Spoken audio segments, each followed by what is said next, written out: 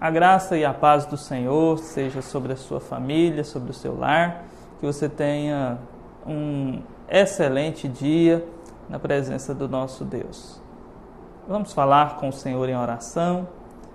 Nosso Pai, nós te adoramos, reconhecendo a sua grandeza e majestade, agradecendo, meu Deus, pelo seu cuidado sobre as nossas vidas, pela sua paciência e compaixão, e pedindo que o Senhor nos perdoe por nossos pecados e nos ajude, Senhor, a conhecê-lo mais e a viver perto de Ti, todos os dias, em nome de Jesus. Amém.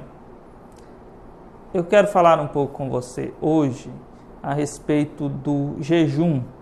Em Isaías, capítulo 58, o povo de Deus está falando com o Senhor assim: mas por que nós jejuamos e o Senhor não se atenta para isso? Então, Deus, através do profeta, traz uma resposta, dizendo: vocês precisam jejuar buscando a minha vontade e não a de vocês. Interesses do Senhor e não os interesses humanos. Vocês estão jejuando para satisfazer as vontades humanas e vocês estão fazendo essa prática espiritual de uma forma errada, porque vocês estão praticando o jejum em meio a uma vida de pecado, maldades, desobediências. E esse jejum não é agradável a mim. É isso que o Senhor está dizendo ao seu povo. E então, ele dá orientações sobre como o povo de Deus deve jejuar, tirando o pecado das suas vidas, a maldade. E depois ele traz promessas, dizendo que vai abençoá-los ricamente se eles praticarem o jejum da forma correta. Eu quero deixar para você algumas dicas a respeito de jejum. Primeira, não comece jejuando por longas horas, por um longo período. Se você não tem o hábito de jejuar, comece com alguns minutos.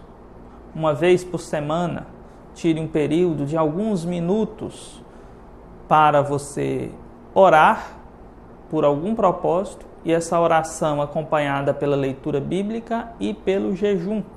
Isso pode começar aí com 15, 20 minutos. Na próxima semana, você já pode aumentar esse tempo. Na outra semana, aumenta um pouco mais. E assim por diante. A segunda dica: ao jejuar, tome bastante água. Abstenha-se dos alimentos, mas permaneça com a água, principalmente nesses dias de calor, e tome bastante água. Terceira dica: escolha para jejuar um dia em que você puder ficar mais em casa, para que você possa ter mais tempo de pensar na grandeza de Deus, orar, buscar ao Senhor. Mais uma dica: ao jejuar, não saia divulgando para as pessoas.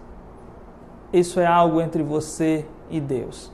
Se for extremamente necessário, diga.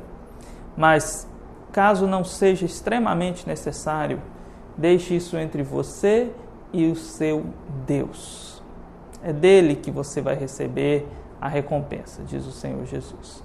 Então, temos aí algumas dicas a respeito de jejum. Mais uma: se você faz uso de medicamentos continuadamente, quem sabe seria melhor você jejuar fora do período de uso dos medicamentos. Então, se você toma os seus medicamentos à tarde, tire um período na parte da manhã para jejuar.